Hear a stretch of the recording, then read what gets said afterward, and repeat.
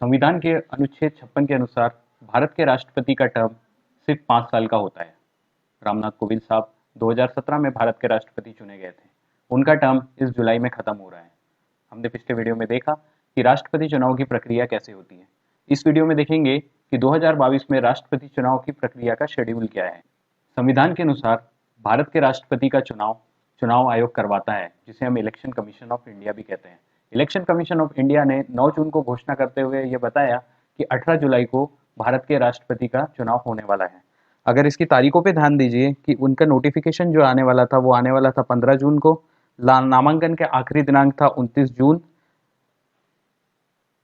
Checking of जो नामांकन की स्क्रूटिनी होती है उसका जो आखिरी डेट था वो था 30 जून। वहीं विड्रॉल करने के लिए कैंडिडेट का अभी लास्ट जो डेट था वो कल ही खत्म हुआ, जिसको 2 जुलाई था, और पोल होगा 18 जुलाई को।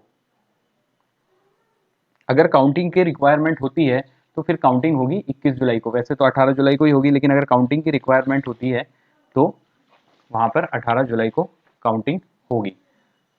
तो वैसे हम लोग जानते हैं कि दोनों जो प्रमुख भारत की पार्टियां हैं, चाहे एनडीए बोल दो चाहे यूपीए, दोनों ने अपने अपने कैंडिडेट खड़े कर दिए हैं। यूपीए की तरफ से यशवंत सिन्हा जो पहले बीजेपी में थे, अब वो यूपीए के कैंडिडेट हैं, और एनडीए की तरफ से श्रीमती द्रौपदी मुर्मू जी। तो आज के इस वीडियो में हम लोग देखेंगे कि दोनों में से कौन जीतने के लिए। तो आज के इस वीडियो में हम लोग समझेंगे कि वोटों का कैलकुलेशन क्या कहता है और कौन कौन होगा भारत का अगला राष्ट्रपति प्रिडिक्शन के अनुसार। नमस्कार दोस्तों, मैं हूं अमोल और प्रिविलेंट नॉलेज में आपका एक बार फिर स्वागत है। वैसे तो इस बार जम्मू एंड कश्मीर में प्रेसिडेंट रूल लागू है। जम्मू एंड कश्मीर के लोग तो वोट करेंगे नहीं। हमने पिछली वीडियो में देखा था कि जिसके कारण सांसदों के वोटों का जो मूल्य है वो गिर करके 700 पे आ गया था। अगर मैं बात करूं वर्तमान स्थिति की, तो वर्तमान स्थिति में द्रौपदी मुर्मू जी बहुत ज्यादा स्ट्रॉन्ग कैंडिडेट दिख रही है। उसके पीछे कारण है एनडीए जो है उसके साथ जो प्रमुख तौर पर 33 पार्टियां तो ऑलरेडी उसमें शामिल है, जो एनडीए के अंदर बैठी हुई है। इन्हीं लोगों का यदि वोटिंग परसेंटेज देख लिया जाता है तो वो वोटिंग परसेंटेज होता है 48.54, 48.74। वहीं यदि कुछ ऐसी पार्टियां जिन्होंने डिक्लेयर किया है कि वो एनडीए के साथ देगी। अब एनडीए की प्रमुख पार्टियों में सबसे जो प्रमुख पार्टी है वो है बीजेपी। अगर वोट शेयर की बात करें तो बीजेपी, अकेली बीजेपी के पास टोटल वोट का 42.33 परसेंटेज वोट है। वहीं यदि मैं बात करूं उसके प्रमुख सहयोगियों की, तो एनडीए के प्रमुख सहयोगियों में जेडीयू, जिसका लगभग 2% के अराउंड, एआईएडीएमके जो तमिलनाडु की पार्टी है उसका 1.38 के अराउंड वोट परसेंटेज है। वहीं यदि कुछ ऐसी बड़ी पार्टियों की मैं बात करूं जो एनडीए को सपोर्ट कर रही है लेकिन वो एनडीए में है नहीं, उसमें सबसे पहला नाम आता है बीजू जनता दल का। बीजू जनता दल जो कि प्रमुख पार्टी है उड़ीसा की, नवीन पटनायक जी की ये पार्टी है, और इसका वोटिंग शेयर लगभग लगभग 2.93% है। अब इसका सपोर्ट करने का सबसे बड़ा कारण क्या है कि द्रौपदी मुर्मू जी है वो पहले उड़ीसा की कैबिनेट में मिनिस्टर भी रह चुकी है। तो उड़ीसा की ही बेटी है, उड़ीसा की जनजाति से आती है, तो उनका वहां पर होना उनके लिए गर्वान्वित की बात है कि उनके राज्य का कोई जा करके राष्ट्रपति जैसे पद पर जा रहा है, जो इतना इतना बड़ा पद है। तो उन लोगों ने क्लियर कट अपनी सपोर्ट वहां पर दे दिया। आंध्र प्रदेश के वाईएसआर ने भी सीधे सीधे इसको समर्थन दे दिया है।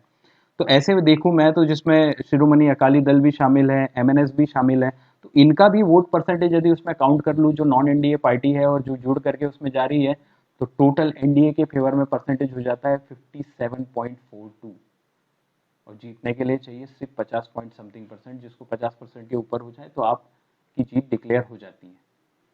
तो जीतने के लिए सिर्फ आधे से थोड़ा सा अधिक चाहिए, और इनके पास 57% के करीब करीब वोट शेयर जा रहा है। तो इससे अंदाजा लगाया जा सकता है कि जीत किसकी संभावित है। अब इसमें एक ट्विस्ट सबसे बड़ा ये भी आता है कि यूपीए ने यशवंत सिन्हा जी को बना दिया। यूपीए में, या जो मैं विपक्ष का अलायंस कहूँ, उसमें सबसे बड़ी जो पार्टियां हैं, कांग्रेस तो नाम की बड़ी पार्टी है लेकिन वो इस सब चीज़ों में एक्टिव नहीं है। इसमें दो पार्टियां हैं जो अधिकतर ये सब उठापटक में रहती है। एक तो है ममता बनर्जी की पार्टी और दूसरी है शरद पवार जी की पार्टी। ये दोनों पार्टियां ऐसी उठापटक में शुरू से ही इन्वॉल्व रही है। शरद पवार जी ने ये नाम डिक्लेयर किया। पहले इन विपक्षी दलों का मानना था कि शरद पवार जी को खड़े होना चाहिए।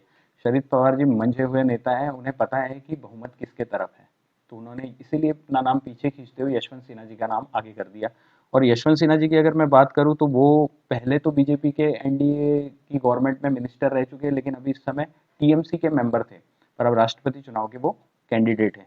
तो यूपीए की बात करूं तो यूपीए में सबसे जो ज़्यादा परसेंटेज है वो 13.62 है वोटिंग का, वो है भारतीय राष्ट्रीय कांग्रेस का। उसके बाद डीएमके आता है, उसके बाद आती है शिवसेना। हाल ही में हुए उठापटक के अनुसार अगर शिवसेना का वोटिंग में मान लूँ तो शिवसेना का जो वोटिंग परसेंटेज है वो लगभग 2.33 है। अब ये परसेंटेज टोटली किधर जाना है ये कोई नहीं बता सकता, क्योंकि उन्होंने एक तरफ से सरकार बना ली है। अब उसका कैलकुलेशन करने बैठेंगे तो ये 2% भी मेरे हिसाब से तो एनडीए में ही जुड़ना चाहिए, क्योंकि ऑब्वियसली क्लियर डिक्लेयर हो चुका है, जब उन्होंने सरकार ही चेंज कर दी है, सरकार वहाँ पे बना ली, जो भी उठापटक हुआ वो हमने देखा। तो इसके हिसाब से यदि कैलकुलेशन देखा जाए तो ये अलग ही जा रहा है। अब यूपीए में तो जनरली हो गया, अब नॉन यूपीए पार्टियां जो है जो यूपीए को सपोर्ट कर रही है, उसमें तृणमूल कांग्रेस जो प्रमुख है वो लगभग लगभग आपका 4% के अराउंड है। तो इन सब का यदि मैं यूपीए का total candidate plus non candidate भी यदि जोड़ लेता हूँ तो टोटल यूपीए के पास जो वोट पड़ रहे हैं वो 40% के आसपास भी नहीं है। वहीं एनडीए के पास 57 से 58% या 59% के अराउंड हो सकता है यदि शिवसेना उनके साथ चली जाती है तो। अब ऐसे लोगों की भी बात कर लेते हैं जो कहीं पे जुड़े ही नहीं है। उनमें सबसे प्रमुख पार्टी है आम आदमी पार्टी, जिसके पास लगभग लगभग 2% के अराउंड वोट उनके पास भी है, लेकिन उनके एमएलए जो है वो कहीं पे भी जाकर के नहीं जुड़े, उनके एमपीज भी जाकर के अभी कहीं नहीं जुड़े। या ये कह दो कि उन्होंने अपने पत्ते नहीं खोले, वो कब पत्ते खोलेंगे समय आने पर ही पता लगेगा। तो राष्ट्रपति चुनाव की यह प्रक्रिया 18 जुलाई को पता लगेगा। और भी कैंडिडेट हैं, अब दोनों कैंडिडेट्स के बारे में बात कर लेते हैं। यशवंत सिन्हा जी जो है वो उनका जन्म 6 नवंबर 1937 को हुआ था, तो काफ़ी एजेड है, काफ़ी सीनियर है, आईआरएस भी रहे हैं, मेंबर ऑफ राज्यसभा भी रहे हैं, लोकसभा भी रहे, member of Lok Sabha, member of Rajya Sabha, minister, cabinet minister भी वे रहे हैं। वहीं द्रौपदी मुर्मू जी की मैं बात करूँ तो वो आदिवासी संथाल से आती है और पहली महिला होगी जो आदिवासी जो जाकर के भारत की राष्ट्रपति बनेगी। ये वाकई में भारत के लिए और आदिवासियों के लिए गर्व का विषय होना चाहिए। वो झारखंड की गवर्नर है 2015 से, तो 2015 से अभी तक वो झारखंड की गवर्नर है।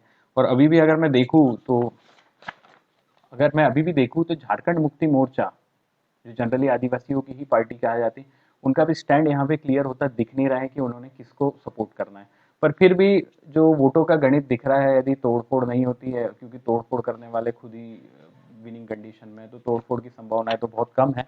तो अगर तोड़फोड़ नहीं होती है तो हमारी जो अगली राष्ट्रपति होगी वो श्रीमती द्रौपदी मुर्मू जी होगी, और 18 तारीख को ये पता लग जाएगा। राष्ट्रपति का इलेक्शन कैसे होता है, राष्ट्रपति के इलेक्शन में अभी क्या स्थिति है, ये सब आपने देखी। आगे उपराष्ट्रपति के चुनाव का भी डिक्लेरेशन हो गया है, उसकी भी प्रक्रिया और उसकी भी कंडीशन में जल्दी लेकर के जैसे कैंडिडेट डिक्लेयर होते हैं आपके सामने आऊंगा। वीडियो देखते रहिए, लाइक करिए, सब्सक्राइब करिए, थोड़ा तो मोटिवेट करिए। तब तक के लिए नमस्कार।